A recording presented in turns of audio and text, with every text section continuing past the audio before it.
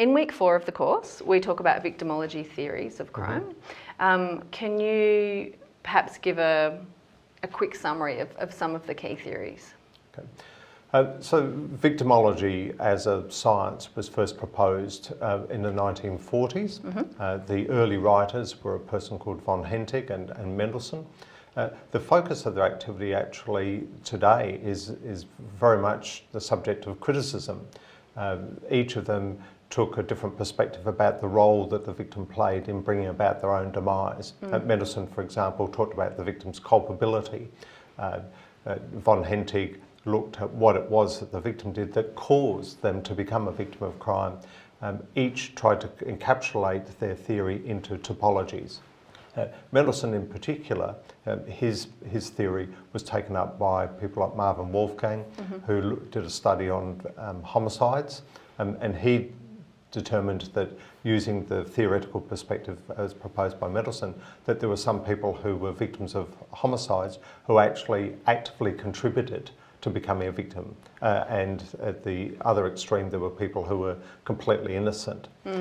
That notion of precipitating, or even in law we would say provoking your own victimisation, was maintained as a consistent area of inquiry by the early victimologists. And in fact, Meyer in the 1970s did a study on victims of sexual assault and pointed out that anything up to 1/4 of women who were raped in fact actively contributed. Now, it was that study in particular that brought out the strongest critique of this notion of victim blaming and the idea that victims could precipitate their own victimisation.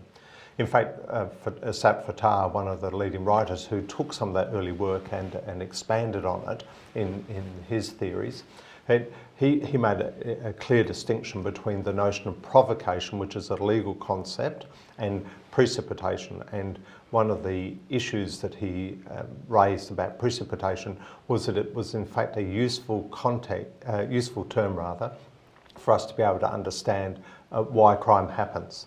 And that if we want a richer and fuller understanding of why crime happens, then we need to understand, for example, if you've got a coin, both sides of the coin. You need to not only understand the criminal aspect, but as Mendelssohn called it, the victimal aspect as well.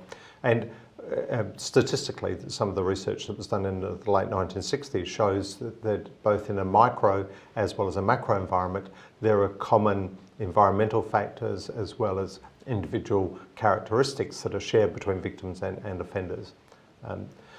The theories that evolved thereafter are often called lifestyle theories, and they focus on, again, the circumstances within which a person is victimised, whether it be the choice with respect to lifestyle.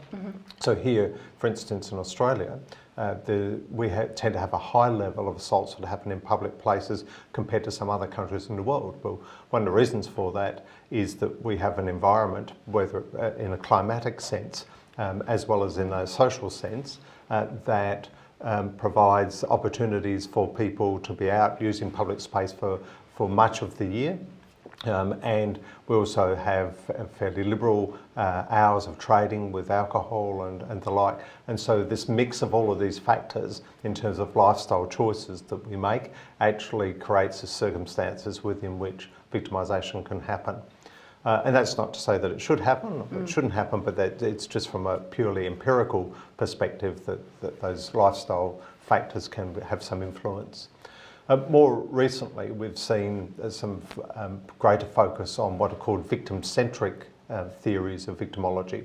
So some of those early theories were in a criminological context, then in a lifestyle context were still very much in the crime, criminal justice type sphere. But more recently, we've seen an attempt to try and clearly separate victimology from being seen as a subset of criminology. And some of those theories include, for example, psychosocial coping theory, which suggests, among other things, that the life experiences we have, the sort of collection of all different factors, whether it be learned or experienced, that actually influence the way we react to victimisation, no matter what the victimisation is, how we react to it and how victimisation affects people.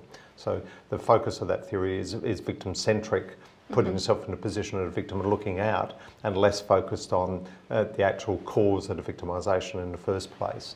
And we've seen some other theories that have evolved as well that are essentially trying to say, let's take the original idea that Mendelssohn put forward to develop a science that focused exclusively on the victim, but let's make it focused on the victim.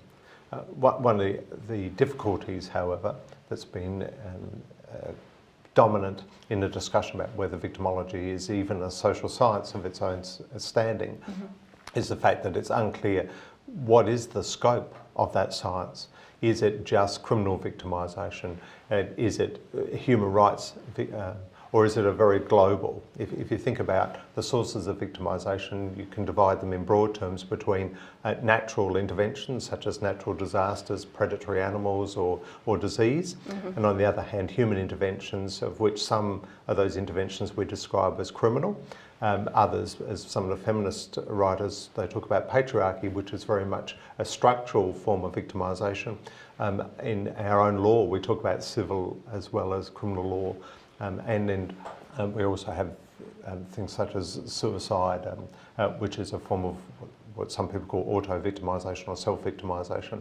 So where do you pitch victimology as a social science? And because we haven't settled what the actual scope is, it's very hard to argue what victimology is in terms of a science or a humanity area of investigation, and also to distinguish what actually are the underlying theories that underpin that body of knowledge.